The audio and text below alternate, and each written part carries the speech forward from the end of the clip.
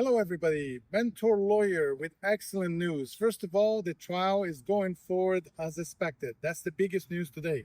Also, most of the rulings that happened today at the hearing at the final pretrial conference were as expected. Nothing major. Of course, the trip to Vietnam evidence is going to come in. The jury gets to decide whether she was fleeing or going on vacation. All the rulings were simple, straightforward, and not a surprise. The biggest surprise to me was the fact that there's still not a ruling on the whole issue about the new investigation. And although yesterday I said that we would find out about it today, it turns out that we're not, and I'll tell you why. What's happening is that Judge Everett ordered a written response to the motion, and so therefore what's going to happen is likely that Judge Everett's going to rule based on the motion and the written response without a hearing. That way, there's not going to be a hearing where people can hear the details of this new investigation that are going to be excluded, and it's not going to create any media fuss about those details. So the judge is going to issue a written ruling about what's going to be able to come in and what's not, and we'll find out soon. At the end of the hearing, when the judge was asking the defense about how long the defense presentation of its evidence is going to be and how long the defense is going to need for the opening statements, Jackie Fulford responded that it all will depend on the judge's ruling on the motion in limine regarding the new investigation. It will have a significant impact on the defense strategy, depending on what the court rules on the issues raised in that motion. So we still don't know exactly what the ruling is going to be, what's going to come in or not, but we know that the case is going forward as expected. The motion to change venue will likely be renewed, not now, but at the conclusion or towards the end of the jury selection process, right? If they're going to raise it at all, because I think it's going to be quite easy to pick a jury here in Leon County. I don't foresee any major difficulties on that issue. So great news overall. I think we can make our plans. Of course, nothing is guaranteed. Anything can happen between now and the beginning of the trial, but if everything goes smoothly as we hope, the trial starts on the 19th with jury selection, and the presentation of opening statements and evidence may start as early as Thursday or Friday. Thursday, if we go Thursday with the jury picked already, I think we're only going to see opening statements. If it goes into Friday, there may be opening statements on Friday, and I'm not sure that evidence is going to be presented on the same day.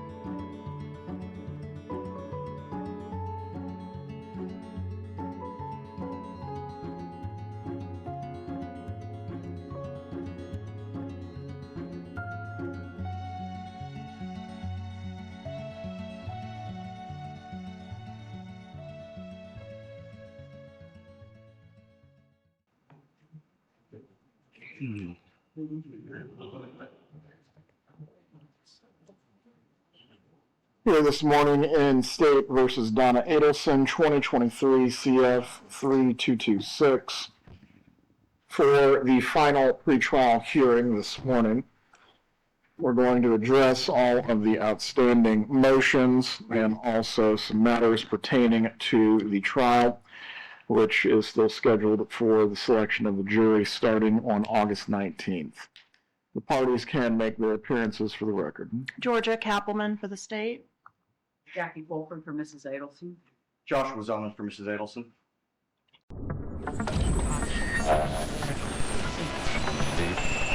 Very serious.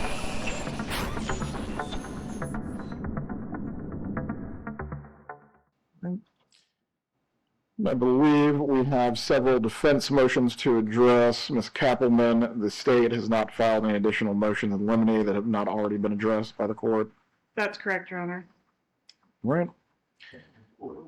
Let's start then with the motion in limine concerning the court file relating to the dissolution of marriage. Mr. Zellman? Thank you, Your Honor. Your Honor, as is my custom, I lay it out in motion. It's our position that the vast majority of the court file, even with the court taking judicial notice, is inadmissible. It's irrelevant. Paragraph 7 of my motion provides a somewhat comprehensive list of the items that are in there that have no bearing, have no relevance. They're not material in any way to this case. And so we're asking that, aside from very limited number of items that the state can establish has relevance and is not barred by hearsay, we're asking that the court exclude that file. Ms. Kappelman, which parts of this file is the state seeking to admit as a part of its case in chief? The entirety. Right. As to the items that deal with, as identified in paragraph 7 of the motion, what exactly would be the relevance first, and what is your argument as to hearsay? For relevance, Judge, it goes to the motive, the level of intensity of this litigation, the volume of the paperwork suggests that it was very litigious and went on for some time. The words that are used are strong, even hateful, and this was a cause that was adopted by the defendant, as the emails evidence will show. So it's important for the jury to understand the foundation of this motive is this litigation that began with the divorce, continued beyond the divorce with the child custody issues that developed later. All right. So in part, the volume of what occurred over the divorce proceedings, you want the jury to recognize this goes to motive in some way. Yes, Your Honor. In reference to hearsay, the items are not being offered for the truth of the matter asserted. There obviously was a litigious divorce, but it's being offered to show the effect on Ms. Adelson. These items were shared with her. The evidence intends to show she was very involved in the pleadings. She was sent the pleadings and offered detailed responses for how Mrs. Wendy Adelson should respond to the pleadings. So it's very bound up in the state's theory of the motive for the case. All right. Mr. Zellman, as to your client's emails to her daughter as this litigation was going on, are these contested in any way? With respect to the initial dissolution proceeding, no. However, in reviewing the emails, the post-dissolution matters that were filed by Mr. Markel, there's no evidence in those emails that those pleadings were shared with Mrs. Adelson. And so certainly, if the state's theory is that it goes to the motive, and that's the way of getting around hearsay, they have to establish that the pleadings were sent to her. My review of the emails show that did not happen. So they can't go to show my client's motive if she didn't receive them. Right. As to any pleadings that correspond with emails or communications that were made by the defendant and otherwise demonstrate a role in or some part in the divorce case, as to those, I'm going to rule they are admissible. The pleadings themselves, if they're being offered not for the truth of the matter asserted, but to otherwise demonstrate motive or intent, those are admissible. However, Ms. Kappelman, as to the bulk of the file itself, I do believe the defense is raising a clear point on this. Absent a connection or a nexus between the defendant and specific aspects of the divorce file, what is your argument concerning it? I mean, there are pleadings in there that are not necessary to show the motive, but I did offer the exhibit itself in its entirety to demonstrate the bulk. If Your Honor is not inclined to allow those pieces of paper that cannot be directly connected to the defendant, may I be permitted to show the exhibit as a demonstrative to the witness to verify that that is the entirety of the divorce file? It is permitted as a demonstrative. You may also ask questions that generally deal with the amount of filings and also the volume of the case, but ultimately as to responses for production or mediator notices, I'm inclined to agree with the defense as to that point. If there's not either a relevant connection or a nexus between the defendant's actions and then what occurred in the dissolution of marriage case, all of it does not come in as substantive evidence. But I do have to make clear on this point, Mr. Zellman, as to what the witnesses will testify to, and none of us will know this until the evidence actually begins. This file can be used for purposes of impeachment, and it can also be used for purposes of rebuttal. Depending on what the witnesses say, what might be not a part of the state's case in chief may still be available to them through other means that are permitted by the rules of evidence. Is everyone clear on those? Yes, sir. Yes, Your Honor.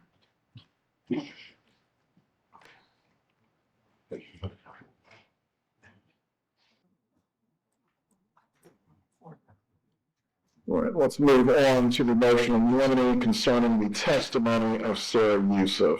Mr. Zellman.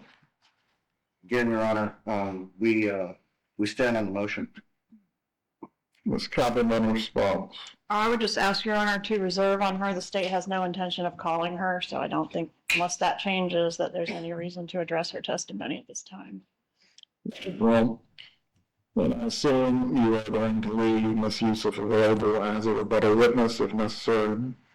Yes. If the witness is not going to be called, it essentially moots the issue. On that point, Mr. Zellman, the state is not committing to calling this witness. If they do call them at that time, I will issue a ruling concerning your motion in limine. Yes, sir. As to any purpose of rebuttal, ultimately what comes out as a part of the defense case, Ms. Yousef still is able to testify in that capacity.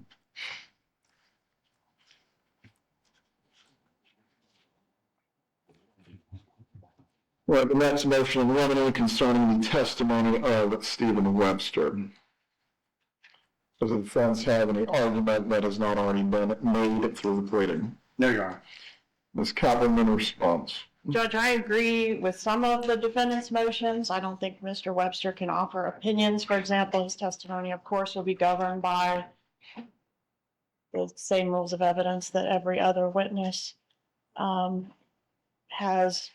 is governed by, but he does offer some relevant points. So I think I should be permitted to, I don't know, these motions kind of blow my mind because it's like we want to pre-litigate every statement, including potentially objectionable statements that can be addressed during the trial by a proper timely objection. So I would ask that it be handled in that way. All right, concerning the testimony of Mr. Webster, Mr. Webster, in his capacity of representing the deceased, certainly can testify factually as to what his involvement was with the divorce case. And also, he may testify concerning the nature of the proceedings as to any opinions that go beyond that. Ultimately, I think that's where we are going to have to get into what is being asked and what would be the response that ultimately the defense would find objectionable. But generally, as to any opinion that Mr. Webster cannot give without a proper foundation, I think it's settled as a matter of evidence that no witness gets to generally opine on matters in which they are not qualified to testify to. Is any other ruling being sought concerning Mr. Webster beyond that by the defense? Well, yes, Your Honor. In prior trials and in deposition, Mr. Webster testified about statements made to him by Mr. Markel. Those are hearsay. There's not an exception. Those statements weren't shared with anyone else, certainly not my client. Those were statements that were made during the meeting in May of 2014 that Mr. Webster. There's no exception that I'm aware of under the hearsay rule.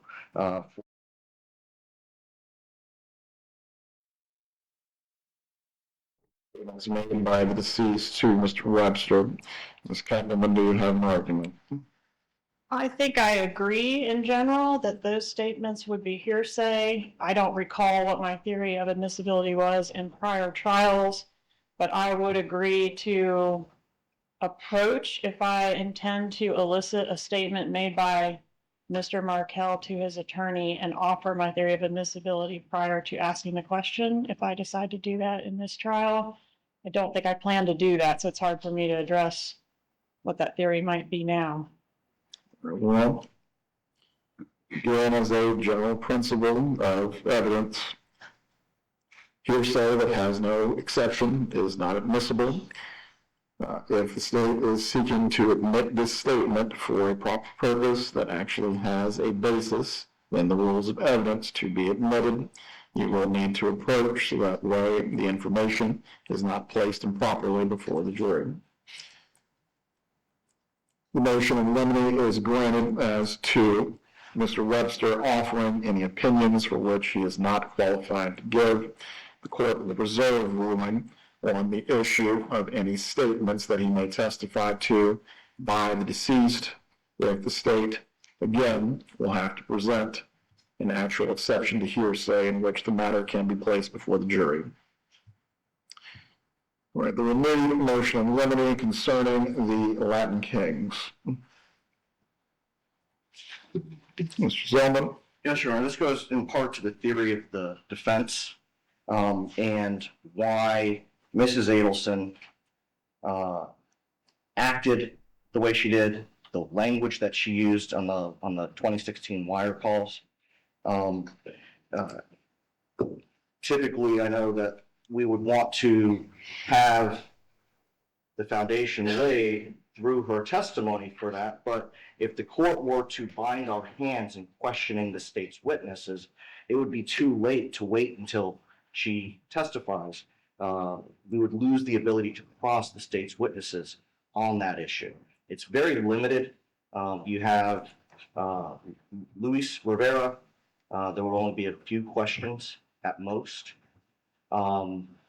Potentially Charlie Adelson, depending on when the state calls him.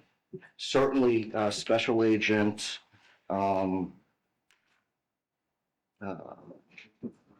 believe it's Jimenez. Now, in the last trial, he outright testified that he was, I guess, at least pretending or trying to be a member of the Latin Kings gang. Yes, sir. All right. To that end, Ms. Kaplan, what is your argument? Same as my argument has always been on this issue, Judge, which is that Rivera was a gang member. That's why he was recruited to do this. I think that's relevant. But the fact that he was a leader of a specific gang, I think, is just bad character evidence that doesn't lend anything additional, more prejudicial than probative, and I would ask to exclude those details. Similar to what we had in the last trial, as to this painting the character of Mr. Rivera specifically in a negative light, the court's ruling will remain the same. As to the witnesses, though, Mr. Jimenez or other witnesses that may bring up this topic unsolicited on their directs, once the horse is out of the barn, it's out of the barn. As far as any cross-examination of Mr. Rivera specifically, the defense may cross-examine Mr. Rivera as to his role as a gang member and why he was recruited into this matter to specifically serve a purpose as it relates to the conspiracy of the killing of Dan Markel. Now, with regard to undercover or the former undercover agent, Ms. Kappelman, this is where I believe the analysis begins to diverge on this topic. He specifically approached the defendant as a Latin King member, correct? No, sir. My recollection is, I mean, I know that was his testimony, but and I would instruct him not to say Latin King in the future. However, he didn't say anything to Ms. Adelson about being a Latin King. I guess that was his version of acting like a gang member. I don't know how well he did. Ms. Adelson didn't seem to think he did very well, but that was the intention. He did not represent himself to her verbally as a Latin King gang member. He was not wearing any clothing or other signifiers that he was a member of a specific gang. I think the idea was just, you're an associate of this killer who is a gang member. A response on that topic, Mr. Zalman. Just looking at his previous testimony. My role, and I'll quote from page 1067 of the trial transcript in Mr. Charlie Adelson's case, starting at line 20. Question, can you explain what that operation was? Answer, my role in that operation, I was portraying a Latin King gang member, and I was instructed to conduct the bump. Continuing on 1068, question is, all right, when you say you were posing as a Latin King gang member, did you announce yourself as a Latin King gang member to the person you approached? I did not. Okay. So that's the role. That was my role. You're in character. That is correct. That is his testimony. And I believe that once, especially with the call that my client made to the undercover on May 6th of 2014, when he became verbally aggressive towards my client, that factors into his role as a Latin King gang member. And I know in the previous hearing last year, Your Honor questioned whether there was a difference between a Latin King gang member and simply a gang member. The answer is absolutely. In Miami, in South Florida, there is absolutely a difference between a gang member and a Latin King gang member. Even with that being said, this ultimately goes to your client's state of mind and who is going to establish how she knows the difference between, forgive the pun, the garden variety gang member and a specific gang member. I think between her testimony and anticipated testimony of Charlie Adelson. All right. As to the questioning of the former undercover officer or special agent Jimenez, will permit the defense to question the former special agent as to whether he was portraying a member of a specific gang as a part of his bump operation. Depending on what the answer is, we'll revisit the issue of whether the name Latin Kings needs to be specifically uttered as to either Mrs. Adelson or Charlie Adelson testifying concerning her state of mind and knowledge of the Latin Kings. As it goes to state of mind, the defense may certainly inquire as to that during the defense case in chief. As to Luis Rivera, the court's ruling will remain the same as to his leadership role or specific affiliation. The fact that he is a gang member may be inquired into, and the fact that he has had, or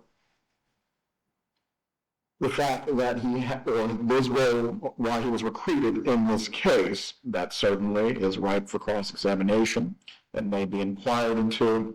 But as to him being a specific Latin King, that is where the line is going to be drawn. Do we need any clarification on these rulings? This moment, Your Honor. Not from the state judge.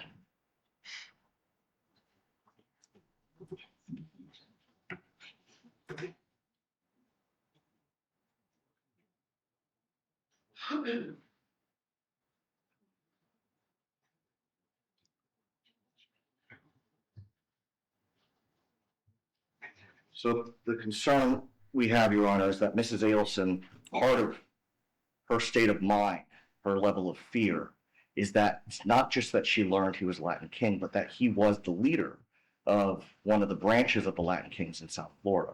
That heightened her fear. And of course, she will testify to that.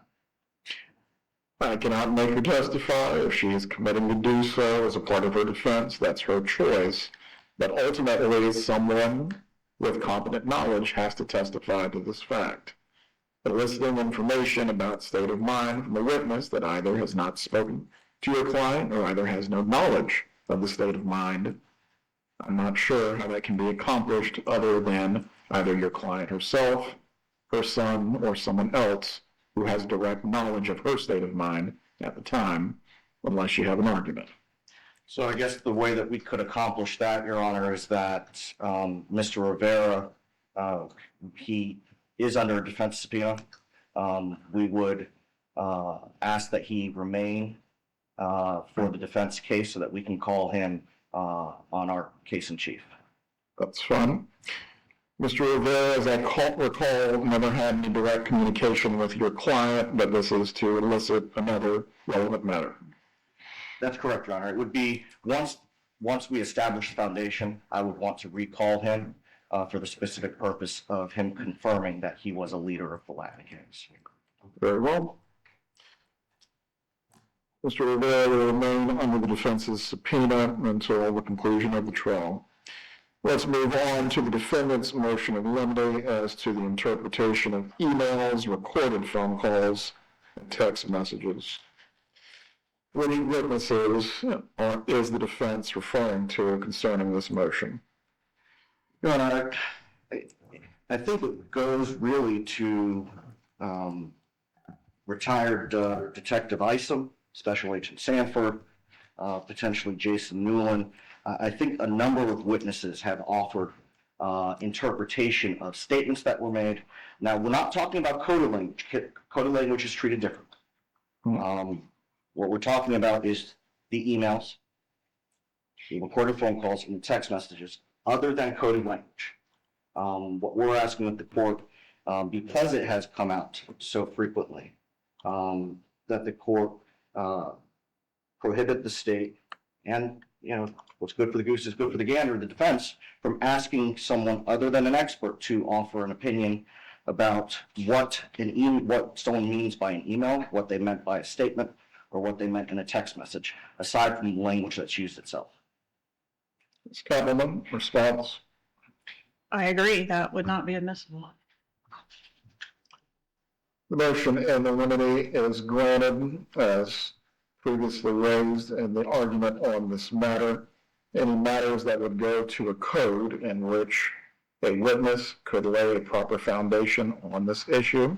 Certainly they may testify as to that point, but any general opining as to what an email, a phone call, or a text message means will not be permitted unless there is a proper foundation that can be laid by that witness.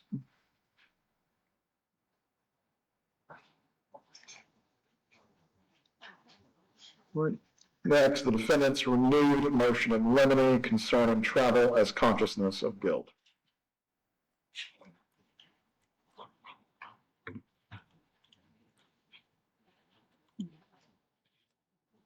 Your Honor, I know that the court was previously ruled on this issue and that allowed the state to use this information in their argument. The new information, as I laid out in paragraphs 4, 5, 6, and 7, I stand on the motion. Those additional pieces of information had not previously been provided to the court, and I think that it's significant because it goes to her state of mind for making the travel plans and for going to the airport and for stepping on the jet plane. If I'm recalling prior counsel's argument correctly, Mr. Rashbaum did raise the fact that there was no legal process, subpoena, or warrant for your client, correct? I believe that's correct, Your Honor. Response, Ms. Kappelman? Judge, I don't think this is new information. This was never disputed. I don't think it changes the analysis. On this particular point, the court has reviewed the transcripts of the depositions that were cited by the renewed motion, and the ruling will remain the same on this issue as before. These matters go to the weight of the evidence and not the admissibility. The jury, as the trier of fact, is going to decide what significance to give to the evidence. The defense also is free to cross-examine on all issues that pertain to Mrs. Adelson being free to travel. The matters that have been previously raised within the motion to suppress and ruled on as to the phone calls and other evidence, that also will be presented to the jury as well. They will make up their mind. Thank you, sir.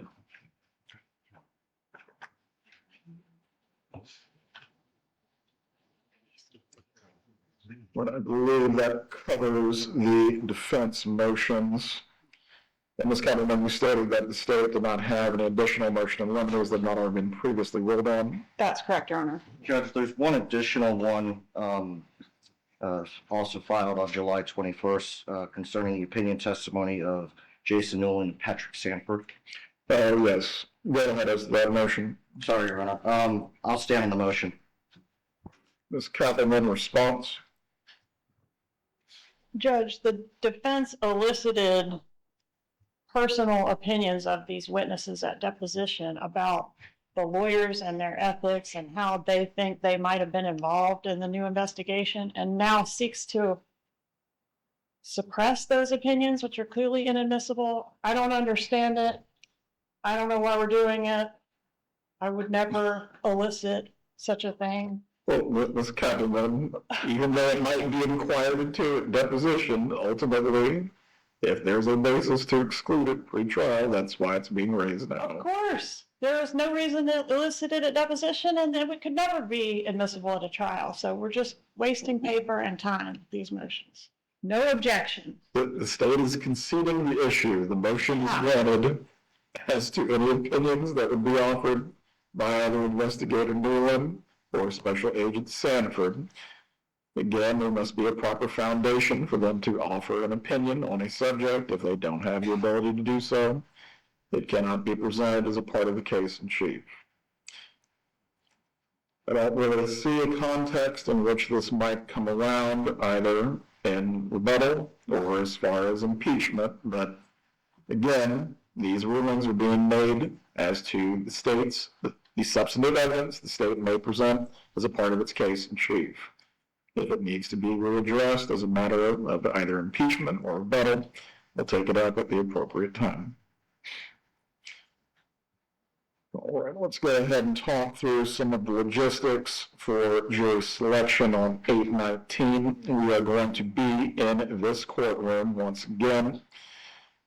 I believe the number of jurors that we have under summons right now, or prospective jurors under summons, I believe it's near 300. So what we're going to do on that Tuesday, essentially we will have the pre-screen of the jurors on the issue of pretrial publicity, similar to what we did in the last trial.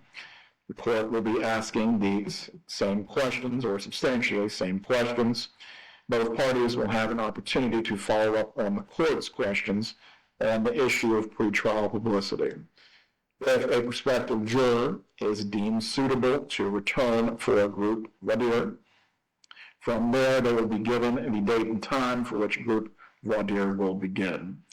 For the pre-screening that will take place on both Tuesday morning, Tuesday afternoon, potentially Wednesday morning and Wednesday afternoon, I would anticipate by that point we would have a suitable pool of jurors from which, going through the pre-screen process, anyone who has had an issue, or either the court believes, the state believes, or the defense believes, is not suitable to go to the group voir dire. From there, each party will have an opportunity to make their objections known as to that prospective juror, and either they'll be told to return or they will be excused at that point.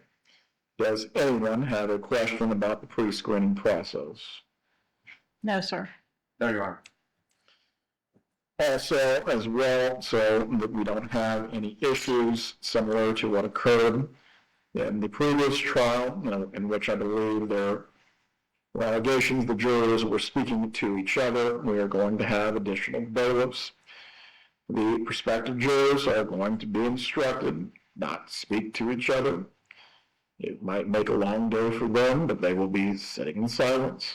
We will provide reading material to them, and we'll have extra bailiffs on hand to ensure that no one is speaking to each other while they're waiting to be screened. Does anyone have anything they need to raise concerning those? Is it your honor's intention to handle the pre-screening, I don't know what it's called, instructions that happen down in jury assembly? Yes. Okay. I believe last time, I'm not sure if someone else qualified or not, but for each group that will be qualified, I will do it personally, so that way from beginning to end, they're seeing me, hearing me, and understanding you're not to discuss the case or anything else with each other. Perfect. That's the state's request. Judge, how many of the 300 are coming each day? Broken up into groups of 50, so 50 in the morning, 50 in the afternoon. We may not even need to get to the end of this grouping altogether if we are able to go through the pre-screening process on the issue of pretrial publicity. Once we have, say, 100 to 110, that's more than enough to get 12 people. How do you intend to handle proceeding once we successfully select a jury? Once we have selected a jury at that point, and also I believe too, we'll need at least 2 alternates unless the parties wish to have 3. Defense would request 3, Your Honor. Very well. Then once we have our 12 jurors and 3 alternates, at that point, we will swear them. If we have enough time to actually move into opening on that same day at the selection, we'll do that, so that way we can start to begin into the witness testimony seamlessly without issue. How many days is the state anticipating to go through its case in chief? I think best case scenario is 5, worst 7. So 6. I could see how it could run into the first part of the 7th day, Judge. I think 6 is a comfortable estimate. Let me bring up my calendar.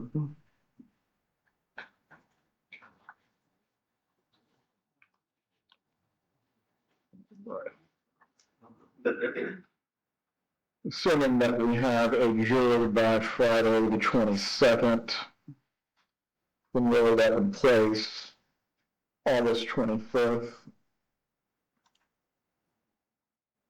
through September 2nd as the state's case in chief. I think there is a holiday on September 1st, correct? Yes, sir. Yes, sir.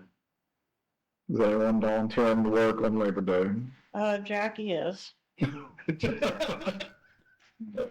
need one other hand, unrelated to that side of the table. It is a holiday for the workers of the world, but we cannot forget that we have a trial to finish.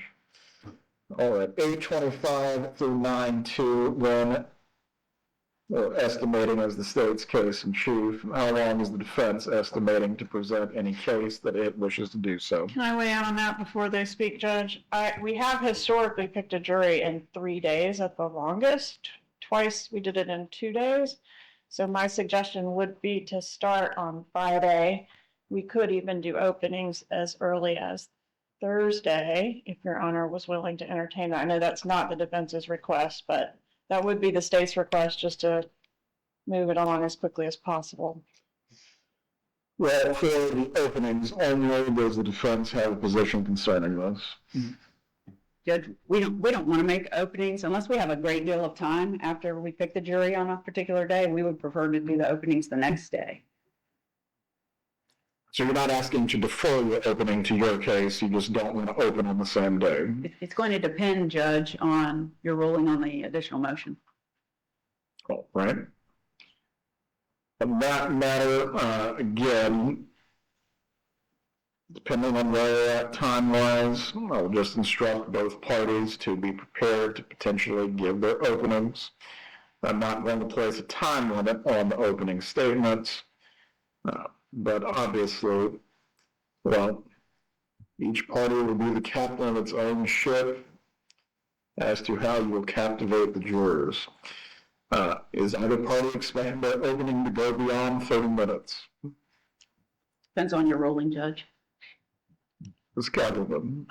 Yes, I think it could be up to 45 minutes. It's not going to be different than it was previously, but I'm sorry, I don't know how long it was. I would say 30 to 45 is comfortable range, Judge. Right, as to the defense case, once we are finished with the state's case, how much time are you estimating? It depends on your ruling, Judge, but anywhere between 4 and 6 days. 4 and 6 days. So that would place us then around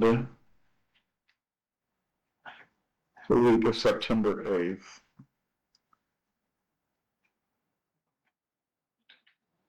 All right, concerning any other matters that we can address as the logistics of the trial, I believe we will have rooms available for our family members, both for the victim's family and for the defendant. Do the parties anticipate making use of these rooms? Yes, Your Honor. Yes, sir. All right.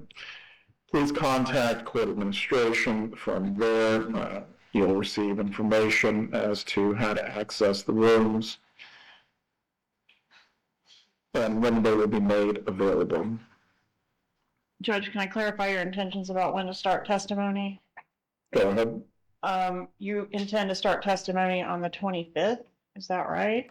With the possibility of openings having already been conducted? Well, at the latest, if we go into Friday with needing to select a jury, Okay.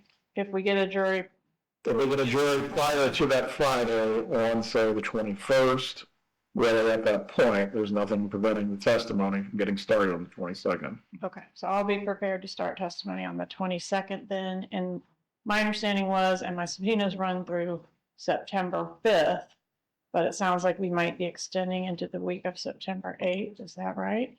Well, I believe the defense is indicating they might need anywhere from 4 to 6 days. That's what they said. All right, so we could potentially go through the week of the 8th. If need be. All right, I will attempt to get subpoenas out for rebuttal for that week, but I will advise the court that as of right now, those are not out. We are losing a day because of September 1.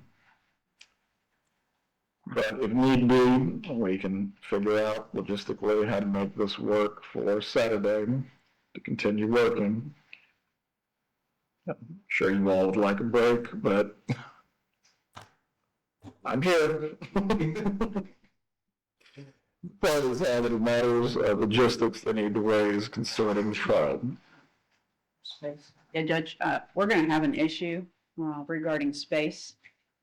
We're not all going to fit here. We also don't want our computer screens facing cameras and the audience being able to see what's on our computer screens.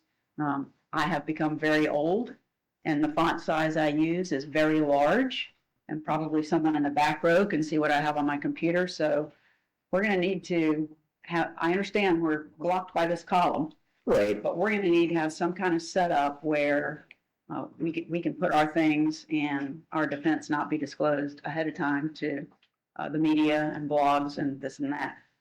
The second thing is these microphones used to have the ability that you could touch it and it would turn off. Mm-hmm. My client is hard of hearing, so she talks loud. So everything she says is going to be picked up. This one is now set up so you have to press it each time you want to mute it. And Press and hold. right, press and hold. You got to hold it down for it to continue to stay muted. And we're going to ask if the court admin could put it back to the function where we can put it, push it off. I don't think there's going to be any opportunity in the trial for someone to not pick up on a recording Mr. Zellman's voice. He's very loud I tend to be loud too. So it's not going to be a record issue in our position, but it's certainly going to be a problem when we're trying to speak to our client about something because it's going to be heard. Well, but in front of the jury, I definitely understand the concern that you're registering with this. It inquires what can be done for the microphone on the table. If your client though does need to write things down, so that way nothing is being given away, that might be the easiest way for that to be handled, but that requires the microphone.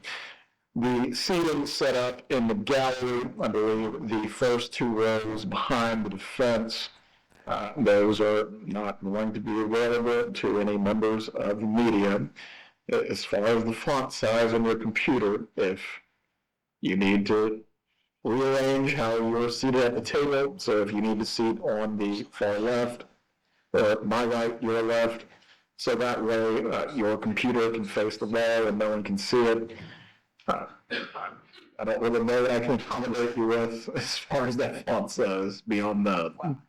The problem is the end of the table it's not open. It's the leg of the table. So there's, I don't know if we can add a little something, another table that is the same size.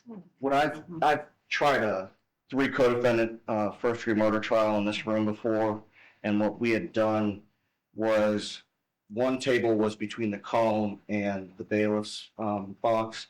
There was a table here and then this table here. I think that if we could put a table to our left, that might be one way of accommodating this need. Right. Please make a request, then the court, and then we will figure out the best way to try to configure the tables. Ultimately, for what needs to come in with, I believe the state is going to try to, or needs to bring in its equipment, audio equipment. Yes, Your Honor.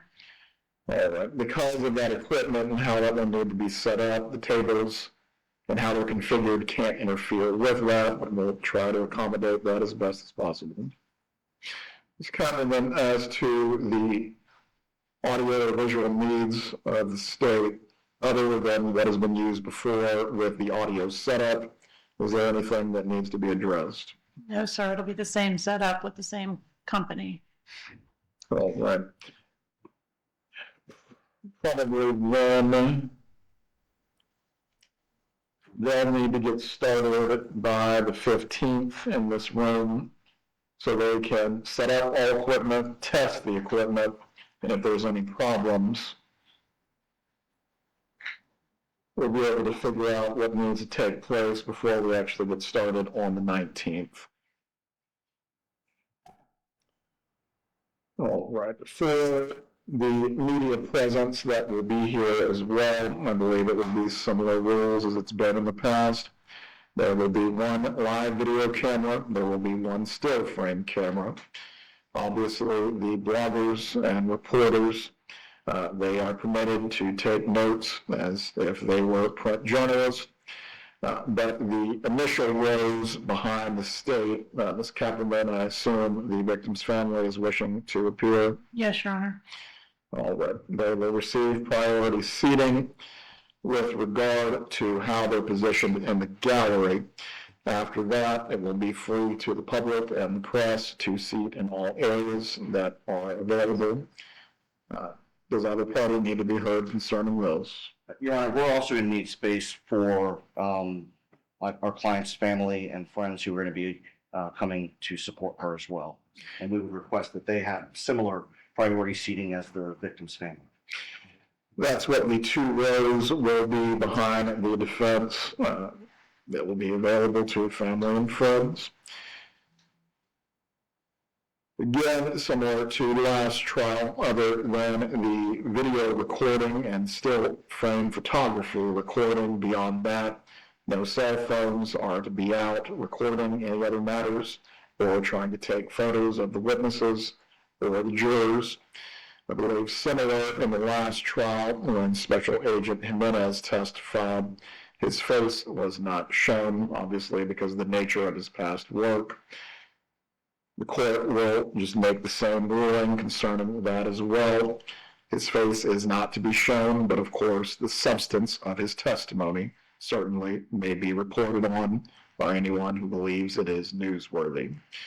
During the selection of the jury, the faces of the prospective jurors are not to be shown. Their names are not to be shared. But as far as any biographical type of data, such as the composition of the jury, being, for example, 7 male, 5 female, what their professions are, those are certainly able to be reported on by the members of the media and disseminated. But ultimately, what I'm getting at is names and faces, so we don't have any disruption or disturbance during the trial. Do any of the parties have any questions concerning those? No, Your Honor. There you are. One last thing, typically, I don't think I've had a trial with you quite some time. Typically, my paralegal sits with us, so that's another reason why we need that additional table.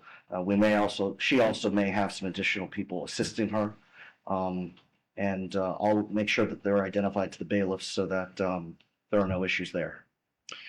The members of the direct support staffs may sit on the benches that are behind the attorneys, or if we need to figure out a table configuration for them, if we have the space. But the direct support staff is permitted as to both sides. Does either party have anything further to raise concerning the logistics of the trial or any other issues before we finish? No, Your Honor. There you are. One other matter comes to mind if the attorneys can briefly approach.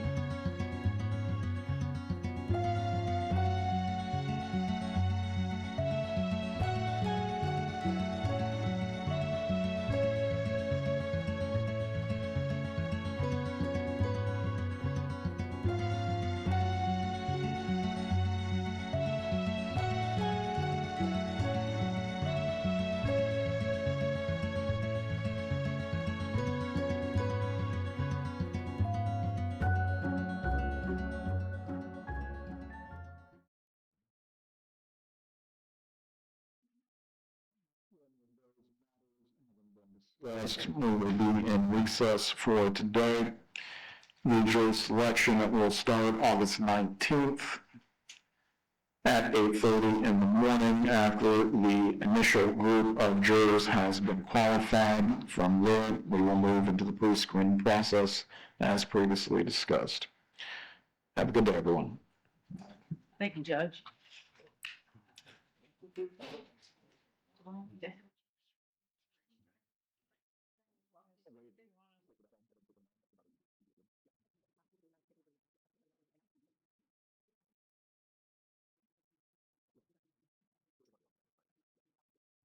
Hello, everybody. Mentor lawyer with excellent news. First of all, the trial is going forward as expected. That's the biggest news today. Also, most of the rulings that happened today at the hearing at the final pretrial conference were as expected. Nothing major. Of course, the trip to Vietnam evidence is going to come in. The jury gets to decide whether she was fleeing or going on vacation. All the rulings were simple, straightforward, and not a surprise. The biggest surprise to me was the fact that there's still not a ruling on the whole issue about the new investigation.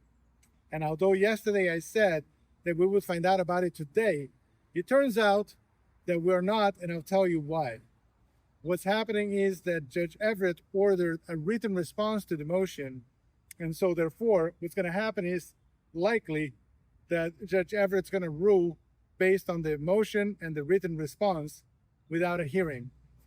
That way, there's not going to be a hearing where people can hear the details of this new investigation that are going to be excluded, and it's not going to create any media fuss about those details. So the judge is going to issue a written ruling about what's going to be able to come in and what's not, and we'll find out soon. At the end of the hearing, when the judge was asking the defense about how long the defense presentation of its evidence is going to be and how long the defense is going to need for the opening statements, Jackie Fulford responded that it all will depend on the judge's ruling on the motion in limine regarding the new investigation. It will have a significant impact on the defense strategy, depending on what the court rules on the issues raised in that motion. So we still don't know exactly what the ruling is going to be, what's going to come in or not, but we know that the case is going forward as expected. The motion to change venue will likely be renewed, not now, but at the conclusion or towards the end of the jury selection process, right? If they're going to raise it at all, because I think it's going to be quite easy to pick a jury here in Leon County. I don't foresee any major difficulties on that issue. So great news overall. I think we can make our plans. Of course, nothing is guaranteed. Anything can happen between now and the beginning of the trial, but if everything goes smoothly as we hope, the trial starts on the 19th with jury selection, and the presentation of opening statements and evidence may start as early as Thursday or Friday. Thursday, if we go Thursday with the jury picked already, I think we're only going to see opening statements. If it goes into Friday, there may be opening statements on Friday, and I'm not sure that evidence is going to be presented on the same day. All right, guys, thanks for watching. Until next time, Deep Dives are coming.